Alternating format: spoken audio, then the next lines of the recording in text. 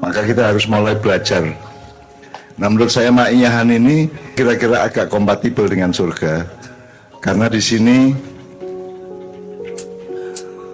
kita berpikirnya murni, ya. Kita nggak punya problem seperti di dunia ini gitu ya, di surga nanti. Jadi kita sudah terbiasa saling berdialektika gini ini tanpa problem. Di surga kan nggak ada problem seperti itu gitu. Maka kalau Ma'iyahan nggak susah. Kita dengerin lagu oke, kita ngelihat tari oke, kita sudah terbiasa dengan macam-macam perilaku dan makhluk-makhluk. Dan itu saya kira di surga kita akan lebih siap daripada, saya nggak ngeklaim ya, tapi kira-kira kita lebih siap lah gitu. Karena kalau di dunia ini kan penuh kepentingan. Misalnya saya kiai gitu ya, saya ngomongnya A, B, C, saya tidak ngomong D karena saya takut nanti soal D saya tidak bisa jawab gitu ya. Kalau di sini kan sakarepmu A sampai Z sampai opo sakarepmu kan masalah. Semua saya buka 100%.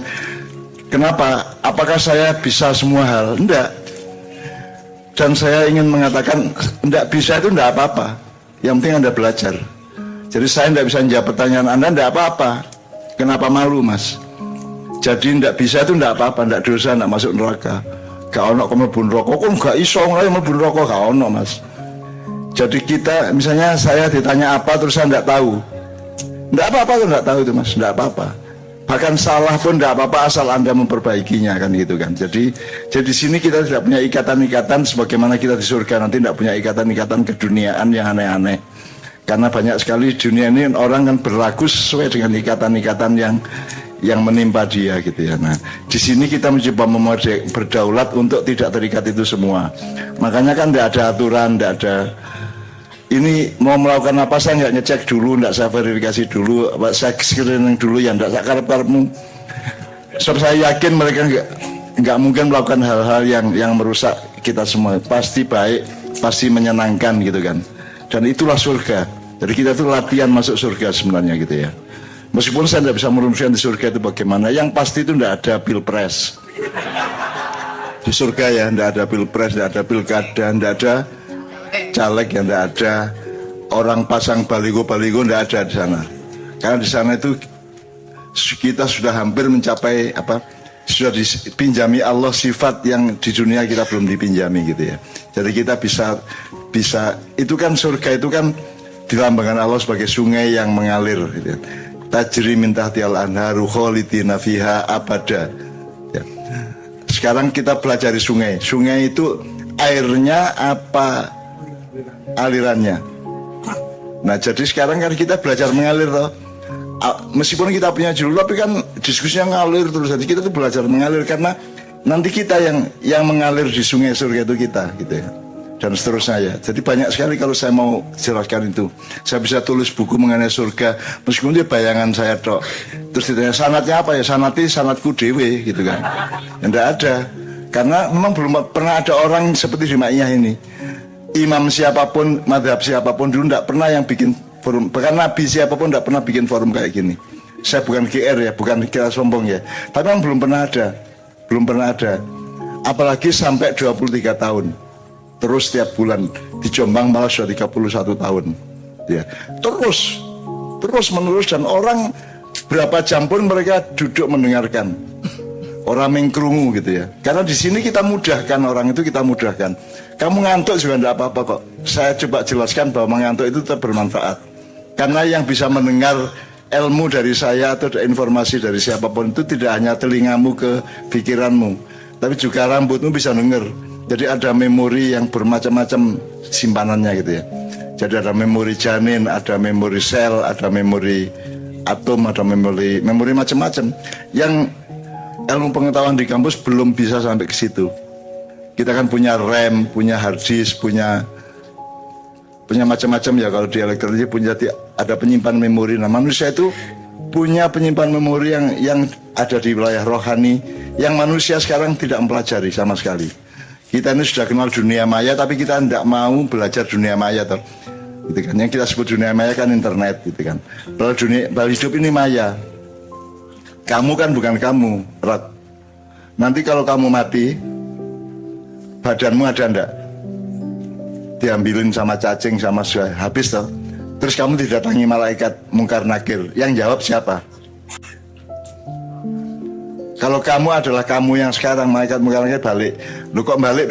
Jibril tanya, Kir kok balik apa? Lah wis wedeh areke kan gitu.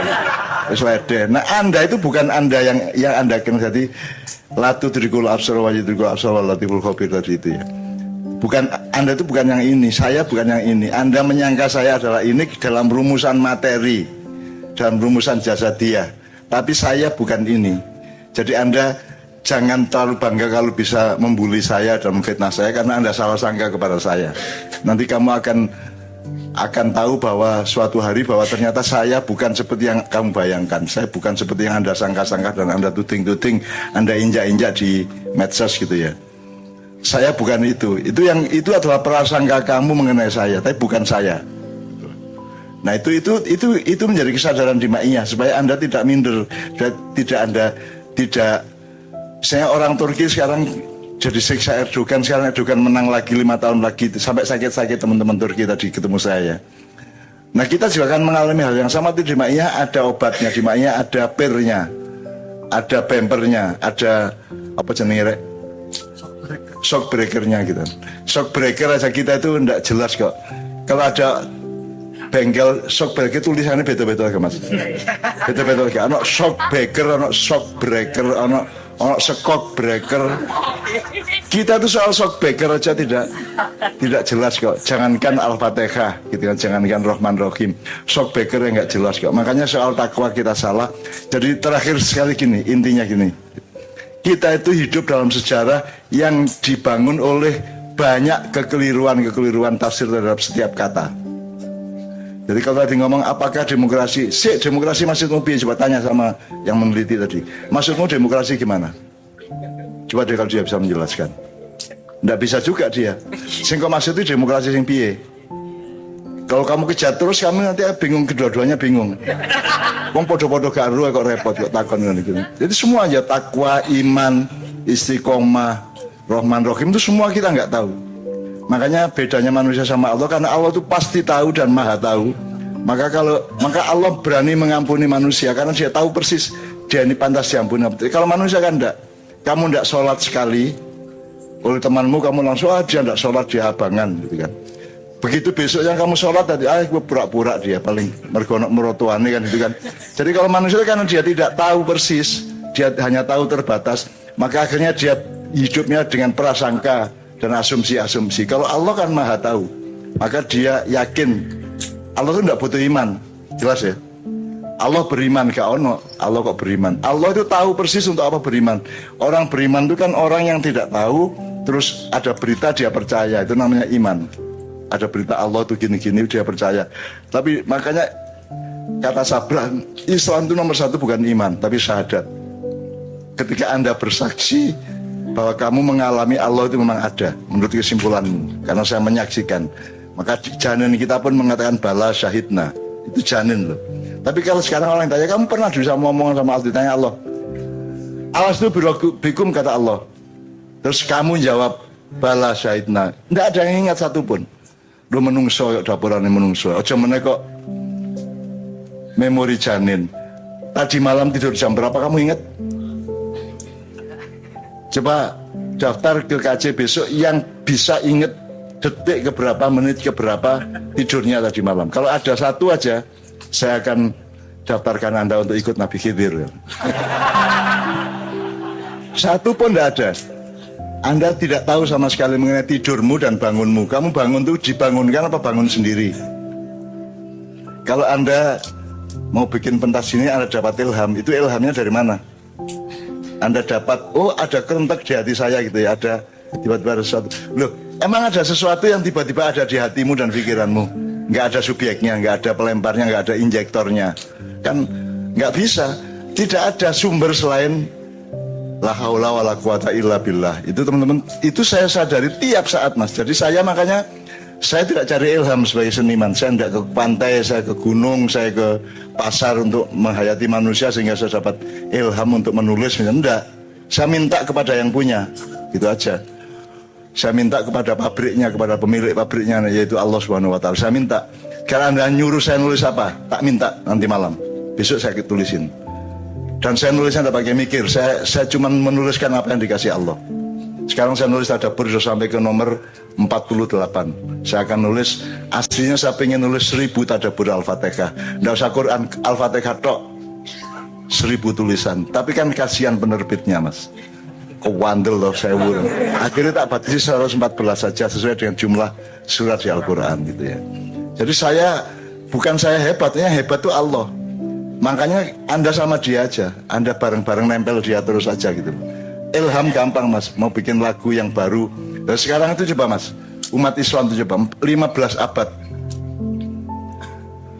di depan Kadipiro di Markas Ma'iyah di Jogja itu ada masjid mas yang adzannya tiap hari gitu terus. Dan itu oligarki sebuah keluarga, bapak ini adzan yang ngunu, anaknya melok ngunu, adiknya ngunu. Wabbar, wabbar,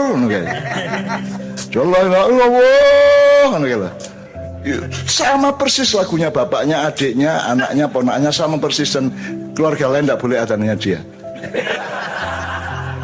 Yang ingin saya omongkan nih mas, tidak seorang pun ulama, imam madhab, mursyid, kiai, ustadz, habib atau siapapun selama 15 abad yang pernah berpikir bahwa adzan itu tidak harus pakai lagu. Ono sing tau ngomong ngono? Tidak ada. Semua berlomba-lomba melakukan adzan, melakukan. Emang harus pakai lagu. Terus bahkan di YouTube tuh ada yang manipulasi. Ini adzan secara Sayyidina Bilal aslinya lu. Gimana lu merekam Bilal dulu? Gimana itu sanatnya? Gimana? Mana emang ada rekamannya? Emang lu ngerekam?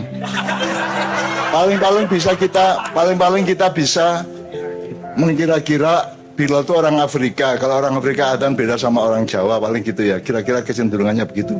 Tapi itu kira-kira, jangan terus di YouTube dibilang ini adzannya persis seperti Sayyidina Bilal. Piye karepe? Itu kita tuh pembohong luar biasa. Dan tidak ada yang, kan ada adzan, kira-kira adzan yang enak didengar sama yang tidak enak itu persentasenya berapa mas? Persentasenya.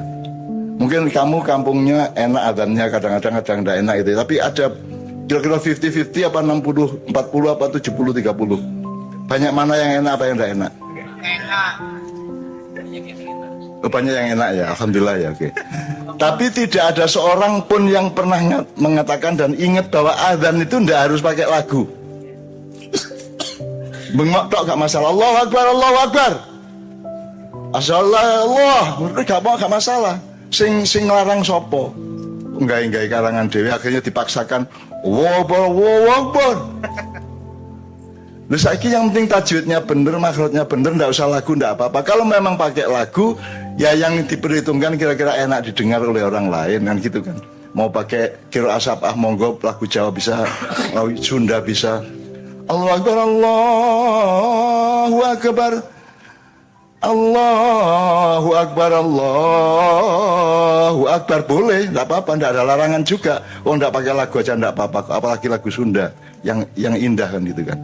Asal tidak main-main dan tidak iseng-iseng yang enggak, ya asal tidak menyalahi akhlak kepada Allah kan tidak ada masalah. Seperti orang baca puisi, seperti orang deklamasi atau seperti orang orasi di demo itu tidak apa-apa, daripada kamu adzan tapi ngawur, lagunya enggak jelas gitu kan. Kadek semua mukallidin, hampir semua muadzin itu mukallidin niru, semua niru. Kalau Allah, kan kayak semua tuh, semua.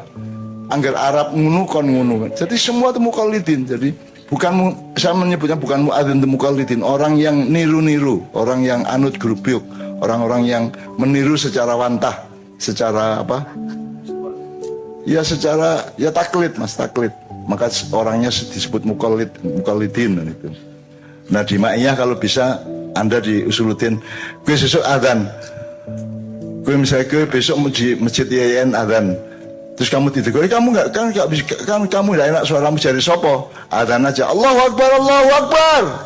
Wes ngono dimulai mas, dirintis mas. Masyaallah ya Allah, wasyhadu Muhammadar Rasulullah, hayya 'alas shalah, hayya 'alas shalah. Ngono mas. Bingung rektormu. Gak apa-apa, dimulai mas, dirintis. Supaya orang Ma'iyah gerakan kesadaran, ada kesadaran bahwa adzan itu yang penting sampai ke umat, pesan mengenai sholat kan gitu kan. dengan makrot dan torikot bacaan yang baik kan itu. Benar ya kira-kira ya.